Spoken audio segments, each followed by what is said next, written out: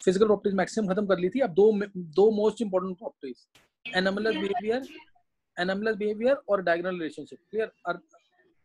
Anomalous behaviour और diagonal relationship, दो most important properties हैं, एनामलस बिहेवियर और डायगोनल रिलेशनशिप।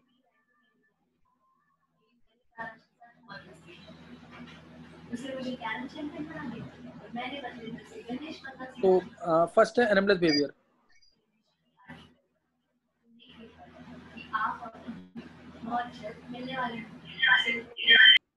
ये तुम में से कौन है जो डिस्टर्बेंस क्रिएट कर रहा है? अरे तुम लोग खुद ध्यान रखो, तुम वहां पे ऐसी जगह बैठते हो, डिस्टर्बेंस होती है बहुत ज्यादा। एनामलस बिहेवियर, ध्यान रखना। एनामलस का मतलब क्या होता है केमिस्ट्री में? एनामलस का मतलब क्या है? एक्सेप्शनल है, एक्सेप्शनल बिहेवियर है ना, एक्सेप्शनल बिहेवियर। तो जो पहला एलिमेंट होता है हर एक ग्रुप का पहला एलिमेंट, लिथियम, सोडियम, पोटेशियम की बात करें, या फिर बेरिलियम, मैग्नीशियम, कैल्शियम की बात करें, या फिर बोरोन, एल्यूमिनियम, गैलियम की बात, कोई भी ग्रुप जिसका पहला एलिमेंट, कार्बन, सिलिकॉन, जर्मेनियम की बात करें, तो first element of every group, clear, first element of every group behaves differently than rest of the members of its family. First element of every group behaves differently than rest of the members of its family. पहला element हर एक group का differently behave करेगा than rest of the members of its family. कि क्यों differently behave करेगा, उसके reason, ये क्वेश्चन आता है। What is the cause of this anomalous behaviour, exceptional behaviour का कॉज क्या है? तो इसका कॉज क्या है नोट करेंगे। फर्स्ट रीजन है इसका, this is due to, this anomalous behaviour is due to small size. ये पहला रीजन, स्मॉल साइज की वजह से होता है पहला। Second, high electronegativity. Third, high polarising power. ये पोलराइजिंग पावर क्या होती है मैं बता चुका हूँ। स्मॉलर कैटायन होना चाहिए, smaller cation larger anion, smaller cation larger anion, more polarising power, ये बता रखा है। तो पहला जो कैटायन होगा Li+ या Be2+ या B3+ या फिर कार्बन, इन सबका साइज क्या होगा? साइज क्या होगा? बहुत छोटा होगा। एक तो इलेक्ट्रोनेगेटिविटी ज्यादा होगी, मोस्ट इंपॉर्टेंट पोलराइजिंग पावर ज्यादा होगी इनकी, यानी चार्ज टू रेडियस रेशियो ज्यादा होगा। चार्ज टू रेडियस रेशियो जो है वो ज्यादा होगा। पोलराइजिंग पावर का मतलब ये भी होता है चार्ज ज्यादा साइज कम। मैं कैटायन की बात कर रहा हूँ अभी, चार्ज ज्यादा साइज कम, तो high polarising power. And most important, छोटा साइज है, कोई भी वेकेंट डी ऑर्बिटल्स नहीं होंगे इनके पास, absence of vacant d orbitals, absence of vacant d orbitals, clear, absence of vacant d orbitals. तो ये चार रीजन है और ये मोस्ट इंपॉर्टेंट रीजन है, absence of vacant d orbital. इनके पास कोई डी ऑर्बिटल नहीं होता। चेक कर लो तुम, कोई भी कंपाउंड, जैसे कोई भी एलिमेंट, लिथियम की बात करूं तो 1s2 2s1, तो 2d तो होते ही नहीं इसमें वेकेंट, 2d तो वेकेंट नहीं होंगे, बेरिलियम में भी नहीं होंगे, बोरोन में भी नहीं होंगे, कार्बन में भी नहीं होंगे, इस वजह से। तो एनामलस बिहेवियर के ये रीजन है, एनामलस बिहेवियर के ये रीजन है, small size, high electronegativity, high polarising power, absence of vacant d orbitals, absence of vacant d orbital. तो ये इसके रीजन है, ध्यान देंगे इधर। अब इसी में हम पढ़ते हैं एक टर्म और, दोनों में एक साथ पढ़ा रहा हूँ, डायगोनल रिलेशनशिप। डायगोनल रिलेशनशिप मैं ये रब कर रहा हूँ, नोट कर लिया होगा सबने ये। सर एक मिनट, डायगोनल रिलेशनशिप नोट करेंगे आगे। ये तुम लोग ना टाइम से आया करो बैच में। नेक्स्ट अब है डायगोनल रिलेशनशिप।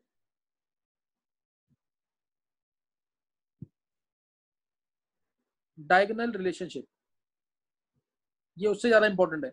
डायगोनल रिलेशनशिप नाम से लग रहा है कि जो पहला एलिमेंट होगा हर एक ग्रुप का, जो पहला एलिमेंट है हर एक ग्रुप का, वो डायगोनली रिलेटेड होगा next element of the next to the next second element of the next group, second element of the next group. हम टॉपिक पढ़ रहे हैं diagonal relationship. First element of every group is diagonally related to the second element of the next group, second element of the next group, second element of the next group। तीन के बाद ये relationship खत्म हो जाती है, क्योंकि जो रीजन सही होते हैं इसके लिए, जो रीजन सही होते हैं इसलिए तीन तक की होती है डायगोनल रिलेशनशिप। लिथियम की मैग्नीशियम के साथ है, बेरिलियम की एल्यूमिनियम के साथ है, बोरोन की सिलिकॉन के साथ है। इसका मतलब क्या है कि लिथियम और मैग्नीशियम की जो रिएक्शंस होंगी वो मैक्सिमम सिमिलर आएंगी, जो प्रॉपर्टीज होंगी वो मैक्सिमम क्या आएंगी, सिमिलर आएंगी। तो किस वजह से आएंगी, नोट करेंगे इसको भी। Reason of diagonal relationship: first element of every group is diagonally related to the second element of the next group. This is called as diagonal relationship. इनकी प्रॉपर्टी सिमिलर क्यों होती हैं? तो पहला पॉइंट इसका डायगोनल रिलेशनशिप का cause, first similarity in the size of their ions. यही reason लिख के आना पेपर में, why lithium shows similar properties to that of magnesium, why lithium is diagonally related to magnesium. Question आएगा दो elements हैं इनकी प्रॉपर्टी सेम है, क्यों? This is due to diagonal relationship. D block का है तो लेंथेनॉइड कॉन्ट्रैक्शन, वो बाद में पढ़ना है, वो तुम्हारे कोर्स में नहीं है अभी। Similarity in size of their ions, ions की बात कर रहा हूं, एटम की नहीं, साइज ऑफ देयर आयंस। अगर तुम चेक भी करोगे तो लिथियम प्लस का साइज कितना था, मैंने पीछे बताया था तुम्हें, 76 पिकोमीटर। बेरिलियम मैग्नीशियम 2 प्लस का साइज कितना था, 72 पिकोमीटर। तो साइज क्या है दोनों के, लगभग सेम है, 72 पिकोमीटर 76 पिकोमीटर, साइज लगभग सेम है, इसीलिए दोनों क्या करेंगे, लगभग सेम प्रॉपर्टी शो करेंगे, पहला पॉइंट।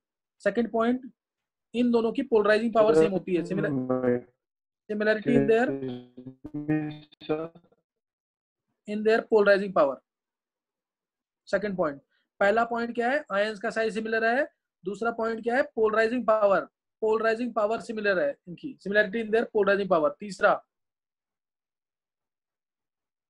पहला क्या है, similarity in the size of their ions, दूसरा similarity in their polarising power. Polarising power means ionic potential, मैंने पहले भी बताया ये, पोलराइजिंग पावर का मतलब होता है ionic potential, ionic potential that is charge to radius ratio,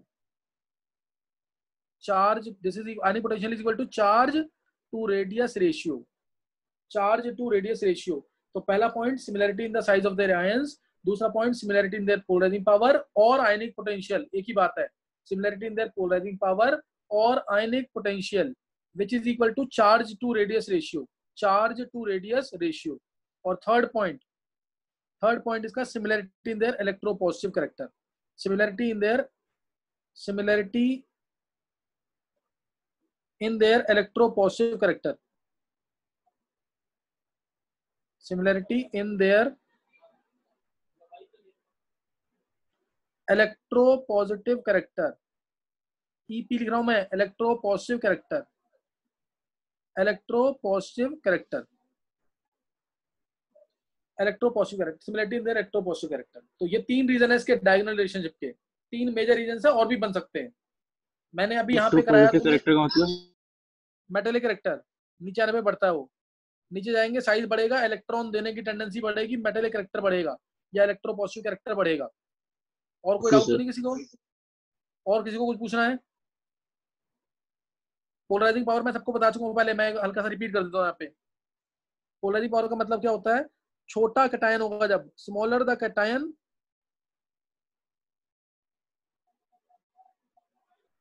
larger the anion,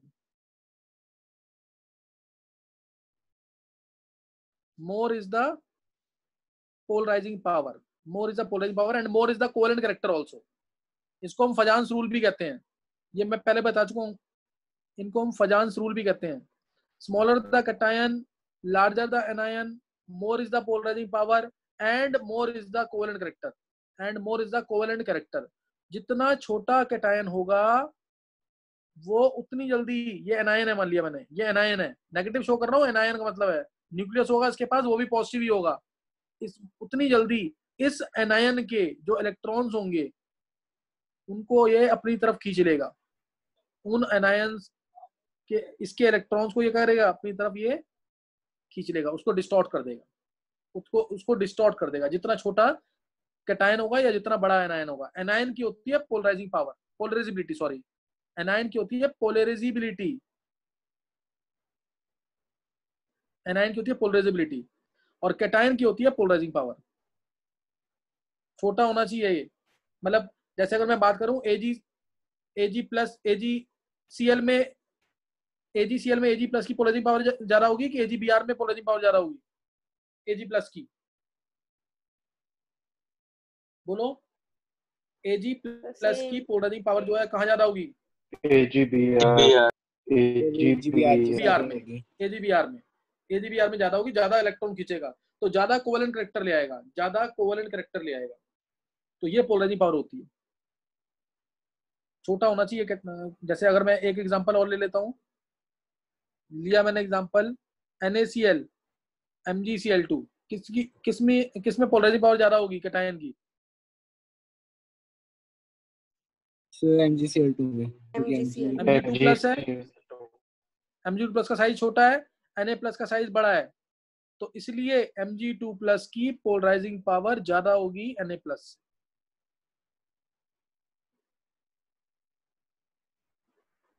तो बस ये क्योंकि एनायन तो है ही सेम, एनायन तो है ही सेम, तो ये आ गया पोलराइजिंग पावर का मीनिंग। इस तरह से इलेक्ट्रॉन खींचेगा। मतलब जैसे ये NaCl है, ध्यान देंगे एक बार, Na प्लस Cl माइनस होता है, सबको पता है ये। Na ने अपना इलेक्ट्रॉन लूज कर दिया, Cl ने उस इलेक्ट्रॉन को गेन कर दिया। अब उसके बाद इसके ये पॉजिटिव चार्ज आ गया इसके ऊपर आ गया पॉजिटिव चार्ज, इसलिए पॉजिटिव चार्ज इससे खींचेगा। अगर वापस सारे ज्यादा खींच लेगा, बीच में लेगा इलेक्ट्रॉन्स को पॉजिटिव चार्ज आने की वजह से, इसका मतलब ये कोवेलेंट हो गया। इसका मतलब क्या हो गया? कोवेलेंट हो गया। और वो कौन होता है? LiCl। LiCl जो है पूरा एक कोवेलेंट हो जाता है। ये पोलराइजिंग पावर होती है।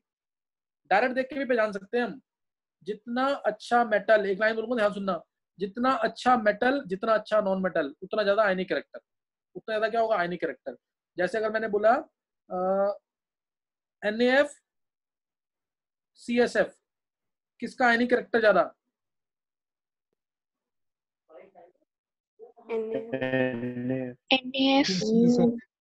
CSF का। CSF का होगा ना। CS का साइज क्या है? बड़ा है, तो ये अपने इलेक्ट्रॉन, बहुत सिंपल तरीके से सोचो ना, आयनिक कैरेक्टर का मतलब क्या होता है? Transfer of electrons. Transfer electron, एक जल्दी इलेक्ट्रॉन दे और दूसरा जल्दी ले ले। लेने वाला दोनों में कॉमन है, लेने वाला दोनों में क्या है? Common F। लेने वाला दोनों में कॉमन है। देने वाला कौन है? सोडियम है और सीजियम है। कौन जल्दी देगा इलेक्ट्रॉन? कौन जल्दी देगा इलेक्ट्रॉन? सीजियम देगा, साइज बड़ा है इसका, तो इसलिए इसका आयनिक कैरेक्टर। ये तो बहुत सिंपल सी बात है, कोई ये रूल वगैरह तो मतलब ऐसी बेवकूफ बनाने के लिए रूल्स, तो जो मैं फजांस रूल बोल रहा हूँ, तुम डायरेक्ट देख के भी पहचान सकते हो। बस नाम दे दिया पोलराइजिंग पावर, अदरवाइज तुम देख के पहचान सकते हो उसको। छोटा कैटायन और बड़ा एनायन, वो तो रूल में आ गया। मैं क्या बोल रहा हूँ तुम्हें? NaF है, CSF है, किसकी पोलराइजिंग पावर, किसमें आयनिक कैरेक्टर ज्यादा होगा? CSF। सोचना ही नहीं कोई इसके अंदर। अब मैंने दे दिया तुम्हें NaF, ध्यान देंगे NaF और NaCl। अब मैंने बोला इन दोनों में किसका आयनिक कैरेक्टर ज्यादा है?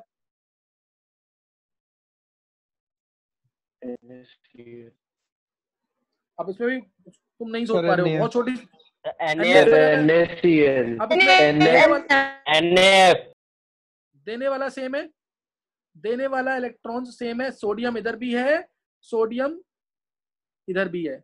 लेने वाला अच्छा होना चाहिए, जल्दी इलेक्ट्रॉन लेगा तो आयनिक कैरेक्टर होगा, ट्रांसफर जल्दी हो जाएगा। F जल्दी लेगा क्योंकि F की इलेक्ट्रॉन एक्टिविटी ज्यादा है, F जल्दी इलेक्ट्रॉन खींचने की, मतलब साइज छोटा, जल्दी से इलेक्ट्रॉन खींच लेगा, इसलिए आयनिक कैरेक्टर इसका ज्यादा है। कोई टफ नहीं है, इजी है क्वेश्चन सारे। नेक्स्ट नोट करना है। तो आयनिक कैरेक्टर इस तरह से पहचान सकते हैं।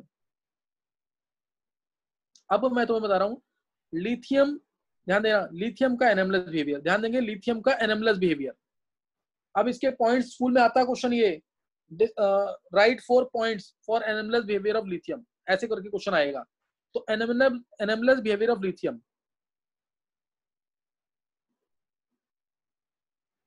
इसके पॉइंट्स हैं। एनामलेस बिहेवियर ऑफ लिथियम, इसका एनामलेस बिहेवियर कैसे है वो प्रूव करना है हमें। लिथियम जो है, पहला पॉइंट, लिथियम हार्ड होता है, बाकी अल्कली मेटल्स क्या होते हैं? सॉफ्ट होते हैं, सबको पता है। ये पहला पॉइंट, ये पहला डिफरेंस वाला पॉइंट है अल्कली मेटल से ही। लिथियम हार्ड है, बाकी अल्कली मेटल्स क्या है? सॉफ्ट। सेकंड पॉइंट, लिथियम का melting point, boiling point high होता है, बाकी अल्कली मेटल्स का लो होता है, बाकी अल्कली मेटल्स का ज्यादा नहीं होता है, बाकी अल्कली मेटल्स का ज्यादा नहीं होता है। अब दूसरा, लिथियम अकेला है, लिथियम ऐसा अकेला है जो पानी में हाइड्रेट होता है, यानी जिसके हाइड्रेटेड सॉल्ट बनते हैं, जैसे LiCl.2H2। ये मैंने बता रखा तुम्हें भी। लिथियम आयन छोटा है तो पानी में हाइड्रेट होगा, हाइड्रेटेड सॉल्ट इसका बनेगा, ह्यूमिडिटी को कंट्रोल कर सकता है एटमॉस्फेयर में। तो LiCl.2H2O, लिथियम Cl, LiCl.2H2O इसका हाइड्रेटेड सॉल्ट बनता है, बाकी किसी भी अल्कली मेटल का नहीं बनता। NaCl को बोलता है ना कि NaCl भी तो हाइग्रोस्कोपिक होता है, NaCl भी तो हाइग्रोस्कोपिक होता है, ये हाइग्रोस्कोपिक नहीं होता प्योर फॉर्म में, इसके अंदर इंप्योरिटीज प्रेजेंट होती है, MgCl2, CaCl2, ये एब्जॉर्ब करती है मॉइस्चर को, H2O को, इसलिए नमक जो है कई बार हमें वेट लगता है, because of the impurities present in NaCl, which makes NaCl के अंदर जो इंप्योरिटीज हैं वो हाइग्रोस्कोपिक हैं, जो मॉइस्चर को एब्जॉर्ब करती हैं, ये हाइग्रोस्कोपिक है। Hygroscopic means absorbs moisture. तो नमक कई बार हमें वेट लगता है, किस वजह से नमक वेट होता है? Because of the impurities MgCl2 and CaCl2 present in it, which are hygroscopic, they absorb moisture and makes this common salt wet. तो ये ध्यान रखना इसके अंदर। तीसरा पॉइंट मैंने बता दिया, लिथियम के हाइड्रेटेड सॉल्ट्स एग्जिस्ट करते हैं, बाकी अल्कली मेटल्स के नहीं करते हैं।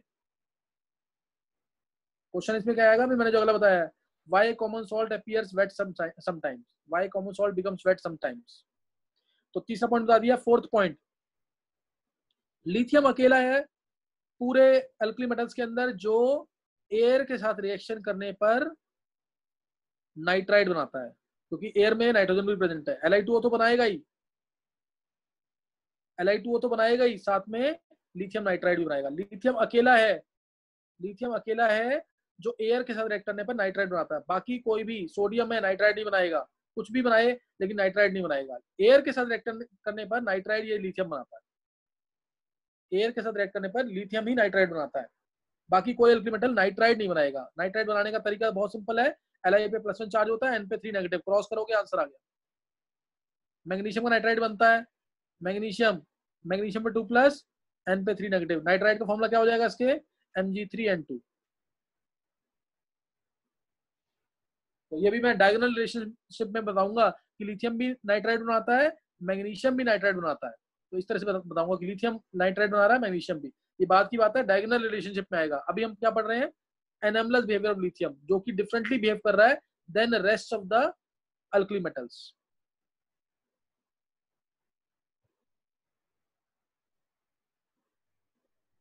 तो लिथियम एयर में रिएक्ट करके नाइट्राइड बनाएगा, बाकी कोई अल्कली मेटल नहीं बनाता। फिफ्थ पॉइंट,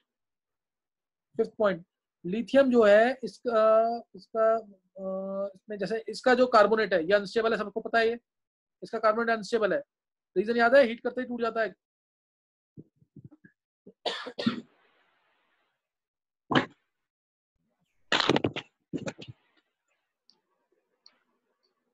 नहीं, Na2CO3 तो स्टेबल है, हीट करने पर कुछ नहीं होता इसमें, या नीचे भी कुछ भी नहीं होगा।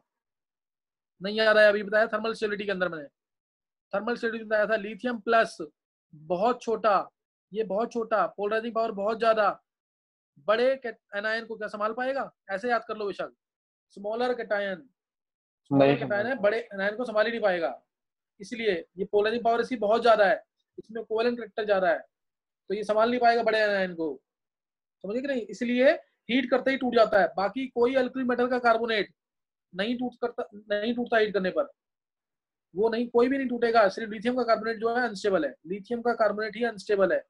मतलब इसको भी अगर मैं K2CO3 को भी करूंगा ना, तो इसमें भी हीटिंग का कोई इफेक्ट नहीं होगा, नो इफेक्ट। मतलब थर्मल स्टेबिलिटी नीचे आने पर क्या हो रही है? बढ़ रही है। ये डिटेल में मैंने टॉपिक लिया हुआ पूरा, सही ना? थर्मल स्टेबिलिटी नीचे आने पर क्या हो रही है? इंक्रीज हो रही है। नेक्स्ट, तो लिथियम का कार्बोनेट अनस्टेबल है, बाकी सबके कार्बोनेट स्टेबल है। बाकी सबके कार्बोनेट्स क्या है? स्टेबल।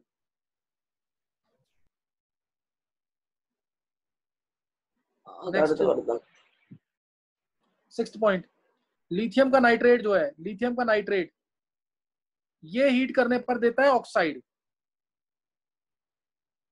Li2O, ब्राउन कलर की NO2 gas plus O2। Lithium का नाइट्रेट जो है हीट करने पर देता है ऑक्साइड, Li2O, लिथियम मोनोऑक्साइड। लेकिन जो बाकी अल्कली मेटल्स के नाइट्रेट्स हैं, जैसे NaNO3, जैसे NaNO3, KNO3, ये हीट करने पर सोडियम नाइट्राइड प्लस हाफ, ये नहीं देंगे। तो like this it is behaving differently, like this it is behaving differently। Next, मच्छर बारिश के महीने में पैदा होते हैं। नीचे, ये तुम्हें से कौन है जो ऐसे ये बदतमीजी कर रहा है? ये मैंने तुम्हें बोला कि क्लास में जब तुम बैठते हो तो अलग बैठा करो, तुम लोग पता नहीं कहाँ बैठ जाते हो जाके। नेक्स्ट नोट करना आगे।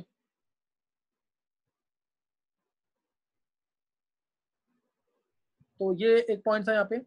अब नेक्स्ट है, जितने भी इनके बाइकार्बोनेट्स होते हैं, जितने भी इनके बाइकार्बोनेट्स होते हैं वो सब सॉलिड होते हैं, लेकिन लिथियम बाइकार्बोनेट जो है, लिथियम हाइड्रोजन कार्बोनेट कह लो या लिथियम बाइकार्बोनेट LiHCO3, ये एक्वस फॉर्म में एग्जिस्ट करता है, सॉलिड फॉर्म में नहीं होता, एक्वस फॉर्म। और NaHCO3 जो है, NaHCO3 ये सॉलिड फॉर्म में होगा। तो ये भी एक डिफरेंस है कि लिथियम का बाइकार्बोनेट जो है, it is not solid, it exist in aqueous form, it exists in aqueous form, whereas sodium bicarbonate, potassium bicarbonate, they all are in solid form. Clear? They all are in solid form. ये सब solid form में होते हैं, ये सब क्या है, solid form के अंदर होते हैं। तो ये इसके अंदर पॉइंट इंपॉर्टेंट है। नेक्स्ट में करेंगे आगे सर। और इसमें, हाँ बोलो सर, इनकी लिथियम की सारी प्रॉपर्टीज मुकुल तेरी आवाज नहीं आ रही है, मत बोल तू अभी। करेंगी ये मैच। मुकुल तू सर मत मैं बोल, मुकुल तेरी आवाज नहीं, नहीं आ रही अर्नव है। बोल रहा है सर, मैं नहीं बोल रहा था, अर्नव बोल रहा था। अच्छा अर्नव, आवाज नहीं आ रही है, मत बोल अभी, अर्नव की आवाज नहीं आ रही है बिल्कुल भी। नेक्स्ट अब है, इसके अंदर लिथियम जो है, जितने भी अल्कली मेटल्स हैं वो सब इथाइनाइड्स बनाते हैं। जैसे अगर मैं इथाइन से रिएक्ट कराऊं, ध्यान देंगे, अगर मैं इथाइन से रिएक्ट कराऊं सोडियम को, तो इथाइनाइड बन जाएगा, एक्टिव हाइड्रोजन हट जाएगा और Na आ जाएगा, Na इधर आ गया, Na इधर आ गया, ये होता है इथाइनाइड। ये माइनस है, ये प्लस है, ये माइनस है, ये प्लस है, ये बन गया इथाइनाइड। एक्टिव हाइड्रोजन हट जाएंगे और उससे क्या आ जाएगा, Na। जैसे तुम रिएक्शन करते हो किसी Na की HCl से रिएक्शन करते हो तो मिल जाता है NaCl और H2, इस तरह से एक्टिव हाइड्रोजन लिबरेट हो जाता है एसिड में से, NaCl प्लस H2 मिलता है ना इसमें। सेम ऐसे ही इसके अंदर एक्टिव हाइड्रोजन है, ये HH, तो दोनों हट जाएंगे और क्या आ जाएगा, Na+। लेकिन लिथियम जो है वो इथाइनाइड नहीं बनाता है, लिथियम इथाइनाइड नहीं बनाएगा, सही ना। alkali metals they form ethanides but lithium does not form ethanide, lithium does not form ethanide। ये भी एक इंपॉर्टेंट पॉइंट है यहाँ पे, lithium does not form ethanide। फिर इसके बाद नेक्स्ट इसके अंदर आ जाएगा, हाँ इथाइनाइड अगर इसका बनाना है ना, अगर इसका इथाइनाइड बनाना है तो लिथियम की डायरेक्ट रिएक्शन कराओ कार्बन के साथ, कार्बन के साथ बना सकता है ये, लेकिन ऐसे नहीं बनाएगा डायरेक्ट। लिथियम की अगर मैं कार्बन से रिएक्शन करा दूं, ये याद करने के लिए बता रहा हूँ, अगर लिखना नहीं है एनामलस बिहेवियर में, लिखना नहीं है इसको, इसमें बना देता है ये इथाइनाइड Li2C2। ये भी Na2C2, ये भी Na2C2 है, सही ना, ये भी Na2C2 है। अच्छा इसके अलावा लिथियम, इंपॉर्टेंट पॉइंट है यहाँ पे, याद रख लेंगे, लिथियम जो है it does not form Elms, does not form Elms. Even IIT के अंदर पूछा हुआ है, एलम्स होते हैं जो बड़े एनायन को होल्ड करते हैं, जो किसको होल्ड करते हैं, बड़े एनायन को। जैसे पोटेशियम एलम बनाता है, पोटेशियम का एलम क्या बनता है, पोटेशियम का एलम क्या बनता है, K2SO4 dot Al2O3 whole thrice dot 6H2। तो एलम के लिए, अब लिथियम तो सल्फेट को होल्ड नहीं कर पाएगा ना, पोटेशियम ने तो होल्ड कर लिया सल्फेट को, लिथियम का साइज इतना छोटा है कि वो पोटेशियम सल्फेट को होल्ड ही नहीं कर पाएगा। तो क्यों नहीं बना रहा है alum, due to its small size, due to its small size, ये रीजन याद कर लेना। Lithium does not form alums due to small size, small size की वजह से ये एलम्स नहीं बनाता। ये मैंने ऊपर बनाया हुआ पोटेश एलम है, इसको बोलते हैं पोटेश एलम, K2SO4 ये पोटेश एलम है। तो ये इसके अंदर ध्यान रखना है। अब लिथियम जो है, एक पॉइंट और है, मैं रब कर रहा हूँ, लास्ट वाले 2 पॉइंट रब कर रहा हूँ मैं। लिथियम जो है, ध्यान देंगे, लिथियम अमोनिया के साथ इमाइड बनाता है, बाकी सारे एल्कली मेटल्स एमाइड्स बनाते हैं। 9th पॉइंट है, लिथियम जो है वो अमोनिया के साथ बनाता है इमाइड, जबकि बाकी एल्कली मेटल्स हैं, जैसे सोडियम है, मैंने इसको रेट कराया अमोनिया के साथ, ये एक्वस अमोनिया होता है, गैशियस फॉर्म में कह लो, गैशियस फॉर्म में अमोनिया है,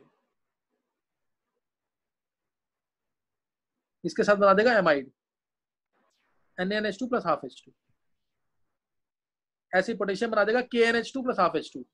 पोटेशियम बना देगा, मतलब एक्टिव हाइड्रोजन इससे भी लिबरेट कर देते हैं, एक्टिव हाइड्रोजन को इससे भी N के साथ जो H है उसको भी लिबरेट कर दिया। और अगर लिथियम आएगा तो ये बनाता है Li2NH, इमाइड कहते हैं इसको, Li2NH, imide, this is called as imide. तो ये भी एक डिफरेंट बिहेवियर हो गया लिथियम का ये डिफरेंट बिहेवियर हो गया। तो ये हमने जितने पॉइंट्स मैक्सिमम आ सकते हैं ना वो मैंने सारे बता दिए इसके अंदर, जो एग्जिस्ट करेंगे एनर्मलेस बिहेवियर के अंदर। अब नेक्स्ट हम पढ़ेंगे इसी के अंदर diagonal relationship of lithium, with magnesium, है ना, diagonal relationship of lithium with magnesium. मैं ऊपर अप कर रहा हूँ। नेक्स्ट पॉइंट है डायगोनल रिलेशनशिप।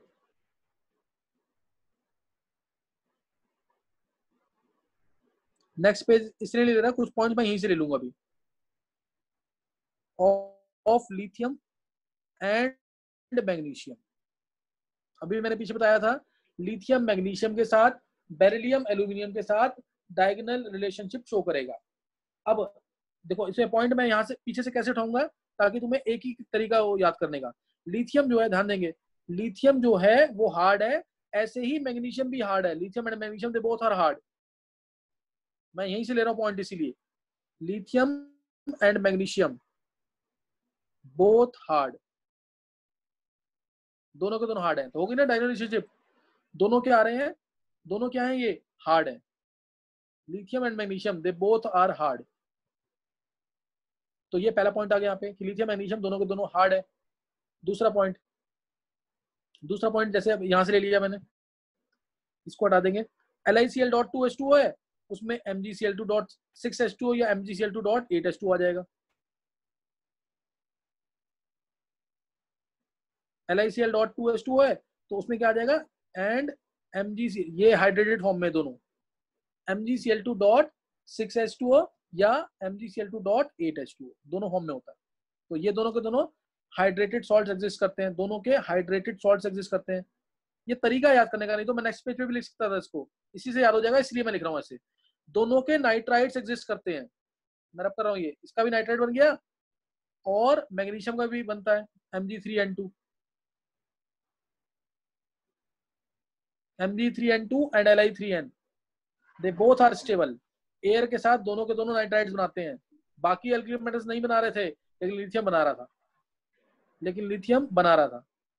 नेक्स्ट, इसका भी कार्बोनेट अनस्टेबल है, मैग्नीशियम का कार्बोनेट भी अनस्टेबल है। मैग्नीशियम का कार्बोनेट भी क्या दे देता है हीट करने पर, उसका भी कार्बोनेट अनस्टेबल है, नाइट्रेट उसका भी अनस्टेबल है। सेम पॉइंट बनने हैं, इसलिए मैं यही बता रहा हूं तुम्हें डायगोनल रिलेशनशिप। तो कुछ पॉइंट्स इसी से मिल जाएंगे, ये कंफ्यूजन नहीं होगा, इसलिए क्लियर। तो ये ध्यान रखना है, इसका भी कार्बोनेट टूट जाता है और मैग्नीशियम कार्बोनेट होता तो ये भी टूट जाएगा MgO प्लस CO2 में, क्लियर, ये भी टूट जाएगा MgO प्लस CO2 के अंदर। तो नेक्स्ट पॉइंट, LiCl है, MgCl2 है, दोनों के दोनों कोवेलेंट है, बोथ कोवेलेंट। तो सॉल्युबल होंगे किसमें, ऑर्गेनिक सॉल्वेंट लाइक इथेनॉल के अंदर। सो सॉल्युबल इन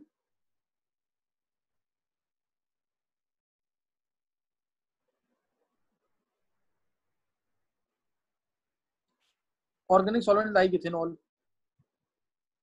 या ईथर,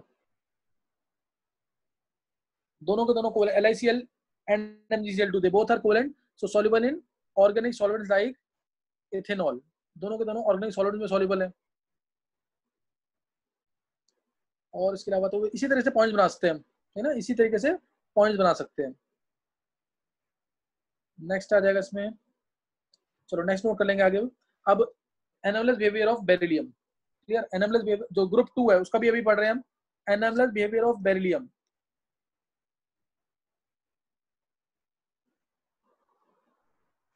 तो ये सारे याद करने हैं, ध्यान रखना चीज का, इंपॉर्टेंट चीज है। अब नोट करना है एनामलस बिहेवियर ऑफ बेरिलियम।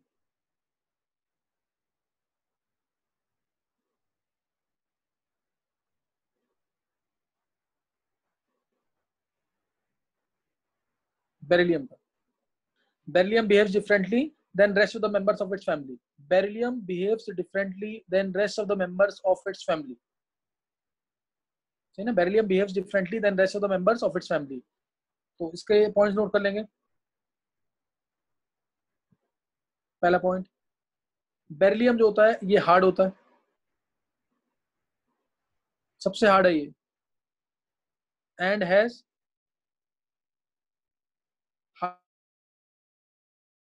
सबसे ज्यादा मेल्टिंग पॉइंट होता है इसका, melting point and boiling point.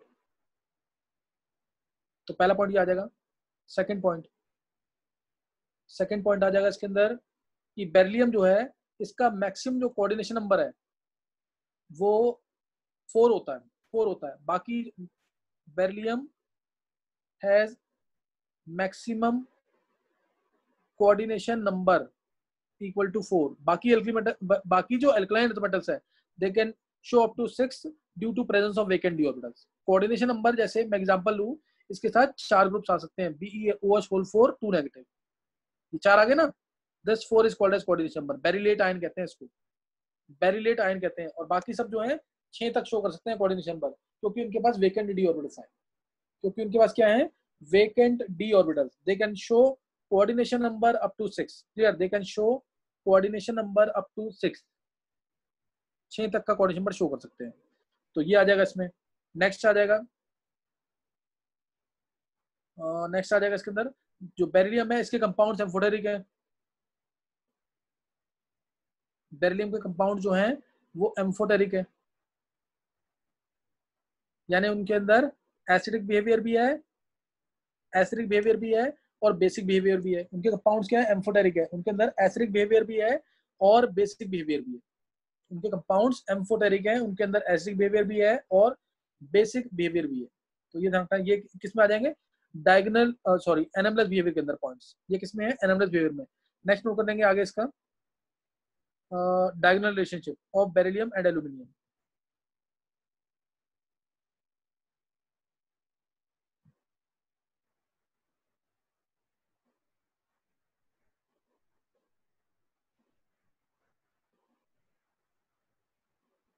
Beryllium और एल्यूमिनियम का डायगोनल रिलेशनशिप, सही ना, इसका डायगोनल रिलेशनशिप। तो डायगोनल रिलेशनशिप किस वजह से होता है वो मैंने बता रखा तुम्हें, स्मॉलर साइज,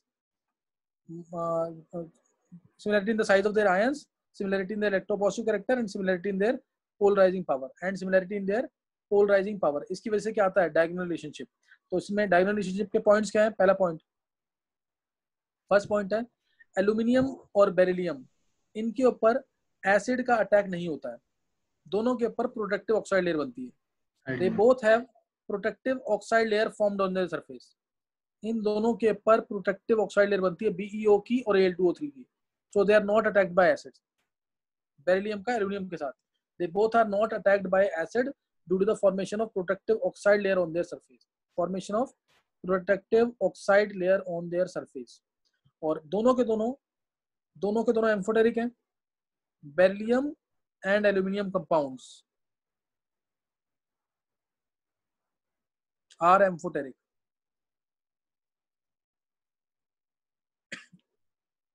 दोनों के कंपाउंड्स क्या है, एम्फोटेरिक है, clear. Their compounds are amphoteric, इनके कंपाउंड्स क्या है, एम्फोटेरिक। जैसे ये एक्सेस NaOH के साथ, क्लियर, एक्सेस NaOH के साथ क्या बनाते हैं,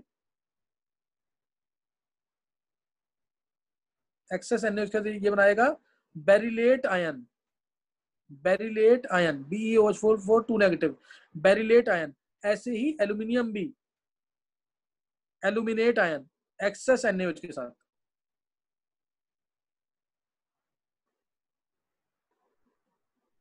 एल्यूमिनेट आयन बनाएगा। क्या बनाएगा, यहाँ बेरिलेट आयन तो यहाँ पे एल्यूमिनेट आयन। तो ये डायगोनल रिलेशनशिप है। इसके अलावा दोनों के कंपाउंड्स इलेक्ट्रॉन डेफिशिएंट है। BeCl2 भी इलेक्ट्रॉन डेफिशिएंट है, AlCl3 भी इलेक्ट्रॉन डेफिशिएंट है।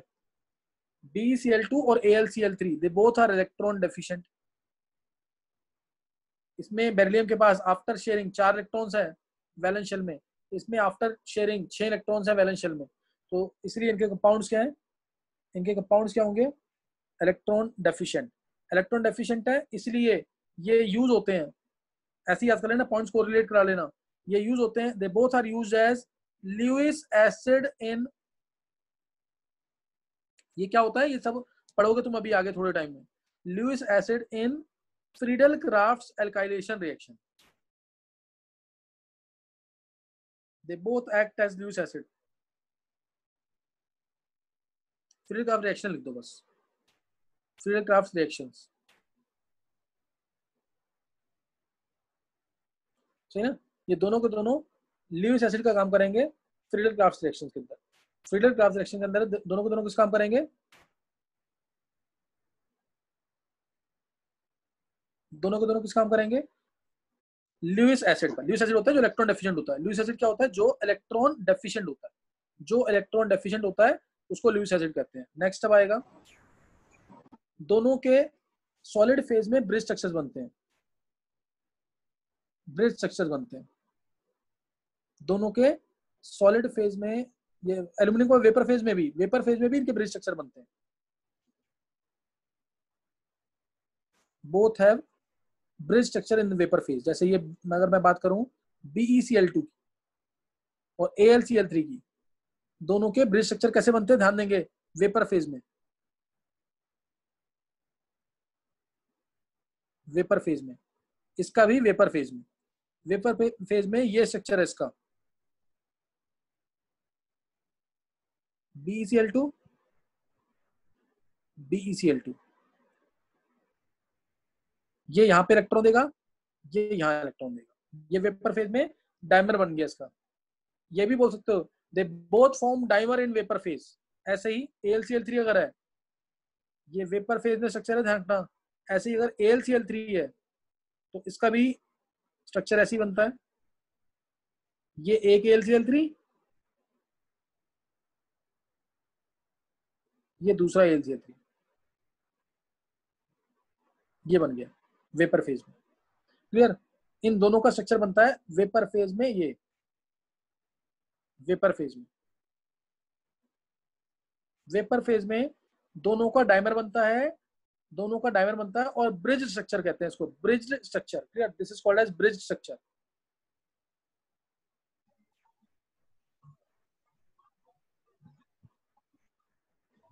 They both have bridge structure in vapor phase. Both have bridge structure in vapor phase.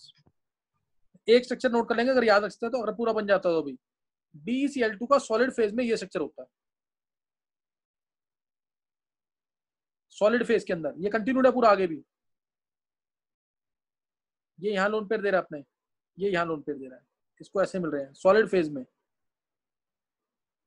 और बाकी तुम लोग सोचोगे खुद कि बेरिलियम की क्या हाइब्रिडाइजेशन है इधर और पीछे डायमर्स के अंदर भी। डायमर्स में क्या हाइब्रिडाइजेशन है बेरिलियम की, और इसमें क्या हाइब्रिडाइजेशन है? ये नीट का क्वेश्चन है जो आया हुआ है। बेरिलियम की क्या हाइब्रिडाइजेशन, 10th वाले बच्चों को नहीं पता लगेगा। 10th वाले बच्चे जो 11th अटेंड करना चाहते हैं वही अटेंड करेंगे क्लासेस, नेक्स्ट टाइम करेंगे। अभी 12th की क्लास होगी अब काइनेटिक्स की, सही ना, 12th की काइनेटिक्स क्लास होगी अब।